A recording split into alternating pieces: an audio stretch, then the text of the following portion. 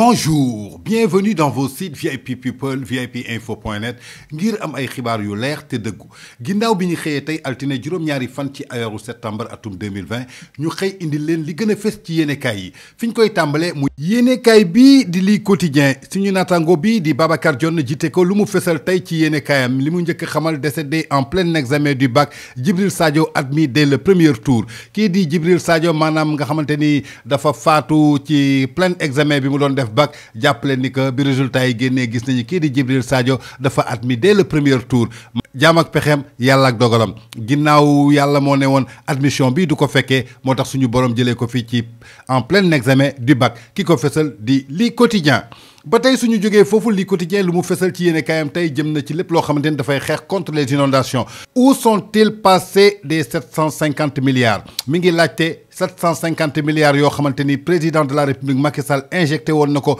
pour ñu def ko ci xeex boo xamante ni dafay dakkal lépp loo xamante ni jëm na ci wàllu inondation waaye taw yi wàcc fii ci samedi bii ñu génn ci ndakaaru yaakaar naa ni fësal na ni que 750 milliards yi jaarul fu mu war a jaar wala su fa jaaree defar bi dara baaxu ci ndaxte waxuma la ndakaaru waaye Sénégal foo dugg ret ndox a ngi fa foo dugg ndox a ngi fa nit ñi amuñu fu ñu toog kër yi fees dell ndox yoon yi kenn amul fu muy jaar moo tax lii quotidien di yéenekaay yu Babacar Dione bi fësal lutte contre les inondations où sont-ils faits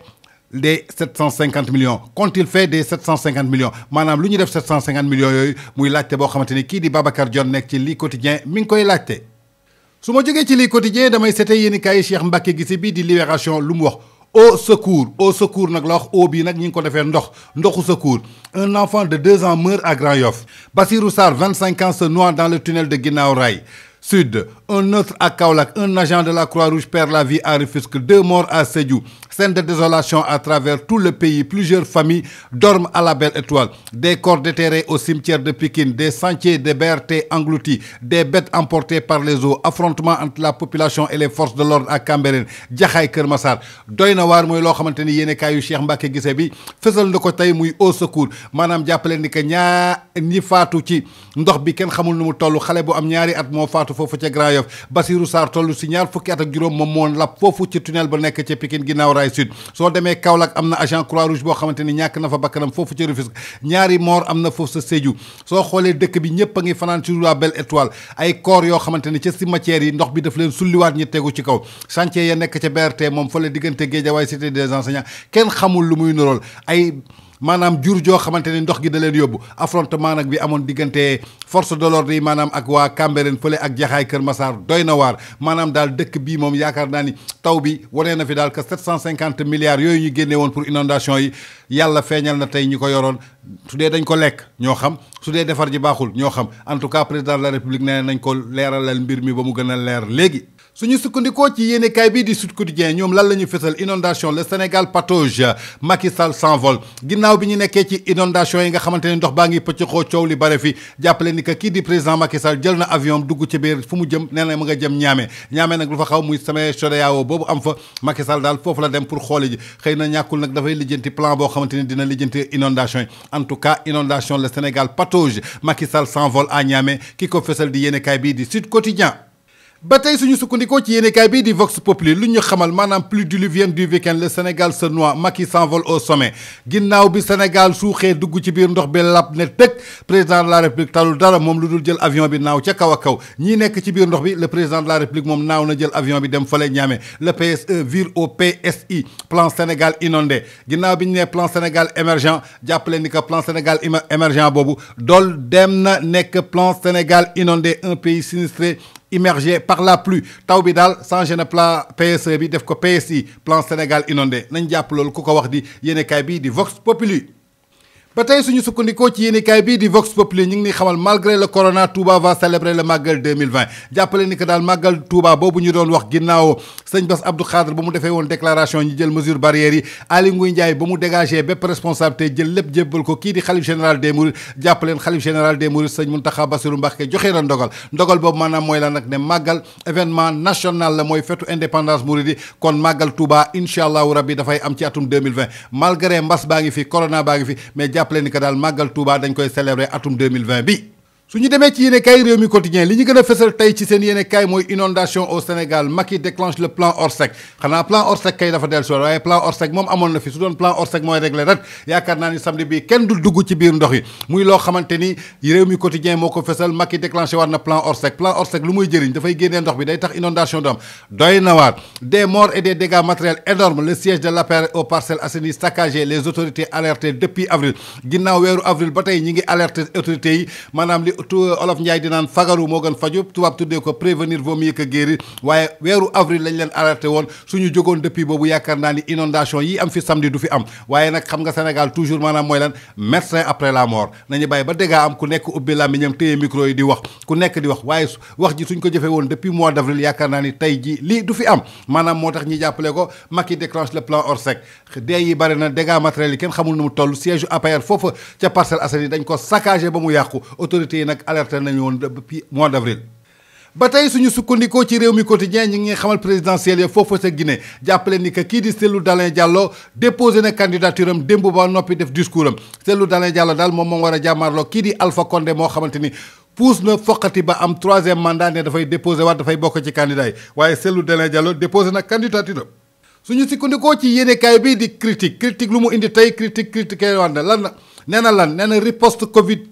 150 000 tests réalisés 13 987 cas positifs dont 9 222 guéris 290 décès 3 774 sous traitement loolu nag muy diagnostic boo xamante ni critique def na ko tey li jëm ci wàllu Covid 19 bi maanaam lu toll ci 150 000 tests yu ñu réalisé jàppale ni que 13 987 cas ñoo ci positif dont 9 222 yoo xamante ni ñoom ñëpp wér nañu suñu jàppee ñi ci faatu nag toll nañ ci 290 maanaam ñu nekk sous traitement jamono ji ñi ngi toll ci 3 774. ba tey le Sénégal largue les USA sur le classement des magazines américains Foreign Policy maanaam Sénégal daal su ngeen jàppee ni daal dóor na américains yi bu baax a baax ci classement magazine boobu ñu dippee American Foreign Policy les mesures barrières la meilleure arme selon Abdoulaye Diouf Sarr dafa mel ni Abdoulaye Diouf Sarr communication bi am fii moom am na fi ndam jàppale ni que daal lépp lu jëm ci magazine American Foreign Policy bi Sénégal dafa largué les américains bu baax a baax lu jëm ci mesures barrières yi muy meilleure arme boo xamante ni Abdoulaye Diouf am na ko ci xeexu mbas mi. ba tey ci critique mi ngi ñuy xamal lu jëm ci wàllu inondation sinistré émeute durant le week-end ginnaaw ay sinistré ñoo xamante ni dañoo génn seen néeg di fanaan ci mbedd bi waaye ci biir ndox bi lañ doon lal seen matelas ñii di lal ay basang di ci tëdd ñii suñuy lekk sax ay briques la ñuy jël teg ko pour teg ci bool lii ñaaw na ci réew mu mel ni Sénégal luñ ci teg désolation colère et rancœur maanaam sénégalais yi désolé nañu mer nañu am nañu rancœur bu baax a baax ndaxte li waral lii mooy vers une enquête parlementaire sur les 750 milliards de francs CFA du plan décennal ginnaaw bi ñu leen joxee 750 milliards waxuma leen 1 milliard de 1 milliard jàppale ni que 1 milliard ku ciy dépensé fukki junne bés bu nekk di nga dund juróom-benn fukki at mu soog a jeex ñii ñu jox leen si 1 ba 750 100 nga pare 200 300 400 500 600 700 750 milliards yooyu yaakaar naa ne assemblée nationale dina ubbi enquête képp koo xamante ni lekk nga ci ñaari dërëm caabi dina la féetee ginnaaw ki ko fesal di yéenekaay bii di critique. su ñu demee ci yéenekaay des médias muy tribune lu mu fesal tey forte pluie à Dakar et l'intérieur du pays maanaam ginnaaw Dakar ak biir dëkk bi yëpp biir Sénégal taw bu dul jeex moo fi am le ciel anticipe le rapport sur les 750 milliards ginnaaw asamaan si nag ak nuages yi ak taw bi moom moo ubbi waat enquête 750 milliards yooyu lu mu ci wax le Sénégal dans le piège des inondations yi piégé na Sénégal waaye des morts des blessés manifestations VAR Macky Sall en 4 ans nous avons réglé le problème des inondations ci ginnaaw jàppale ni que ñeenti at ci ginnaaw VAR moo ñëw de Macky moo fi taxawoon ne réglé nañu problème mu inondation yi kañ la woon 2016 tey ñi ngi 2020 inondation yi dafa triplé wu maanaam foo dugg ci Ndakaaru lii doy na waar ban inondation la ñuy réglé woon est-ce que juumuñu est-ce que du woon est-ce que du Guinée est-ce que du problème inondation Guinée yi la ñuy réglé woon en tout cas VAR daal nee na Macky moo fi ne woon en 4 ans nous avons réglé les problèmes des inondations pourquoi Mansour Faye et compagnie doivent rendre le compte nee nañ daal Mansour Faye ak ñu mu nekkal yëpp dañu war a rendre compte ndaxte ñoom ñoo fi yoroon lépp lu jëm ci wàllu régler inondation yi bu leen fàtte ni Mansour Faye moo fi nekkoon ministre de l'hydraulique ba tey suñu sukkandikoo ci yéenekaay bii du tribune ñi ngi xamal kii di Alioune Tine révèle un mal ouest africain moom daal jàpp na ni que lépp 3e mandat yi ñuy wax yëpp benn mal la boo xamante ni dafa dal moo xamante ni képp koo xamante ni muy président nekk fii ci ouest africain maanaam dañoo am benn feebar boo xamante ni feebaru 3e mandat la feebaru 3e mandat lan moo koy faj ndax est-ce que docteur yi duñ jéem wut vaccin boo xamante ni suñ la ko vacciner rek anti 3e mandat lay doon Alioune Tine laajal docteur yi waay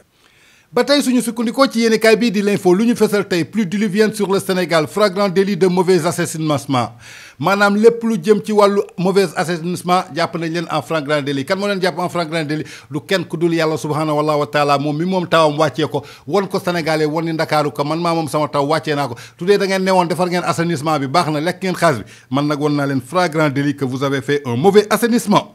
suñu sukkandikoo ci yéene kaay L'As bi lu ñu xamal prise en charge des patients du Covid-19 les hôpitaux se vident progressivement lépp lu demoon ci prise en charge maanaam ci feebar bi di coronavirus di mbas mi jàppale ni ko hôpitaux yi daal ñi ngi vidéo progressivement ñu fa nekkoon ñëpp ñi ngi génn ndànk kan moo ko fesal di yéene kaay bi di L'As quotidien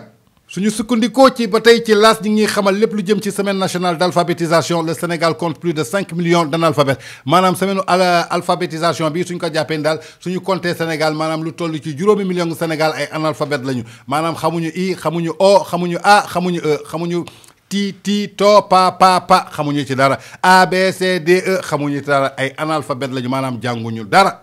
ba tey ci L'As quotidien muy kawteef boo xamante ni mi ngi xewee ci benn village boobu nekk foofu ca Mbour benn daam daal moo ñàkk bakkanam ginnaaw ba mu doon indi bakkan si la ñàkk bakkanam maanaam da doon wasin bi muy wasin si la ñàkk bakkanam lu waral loolu nag faute d'infrastructure amul sax fu muy wasinee lu toll ni Mbour à 90 kilomètres de Ndakaaru Njaay lu nekk ñu wax ko fi nit di fa faatu ngir di joxe bakkan doy na waar ci réew mu mel ni Sénégal fi ñuy waxee plan Sénégal émergent maanaam plan Sénégal inondé plan Sénégal reculé moom lañ fi mën a wax. yéenekaay bii di Direct News mi ngi fesal nataalu ñett ñi kii di Mansour Faye kii di Serigne Mbaye Thiam kii di Lansana Gagny Sakho jiite foofu ONAS ñoom nag lan lañ leen xamal maanaam nee nañu le Sénégal encore noyé dans les eaux le Sénégal noyé dans les eaux comment devant la détresse des populations Serigne Mbaye Thiam peut-il prôner la faillite surtout quand ce dernier est comptable et de par son apparence du Parti socialiste à 50 ans de gouvernance au Sénégal kooku di Serigne Mbaye Thiam nekkoon fi ministre de l'Hydraulique moom it loolu lañ ko jox Mansour Faye n'a jamais réussi à résoudre l'équation des inondations kii di Mansour Faye équation boobu daal ñu ko jox muy calcul bi musu ko résoudre su doon 10 sur 10 la saa yoo ko joxee Mansour Faye 0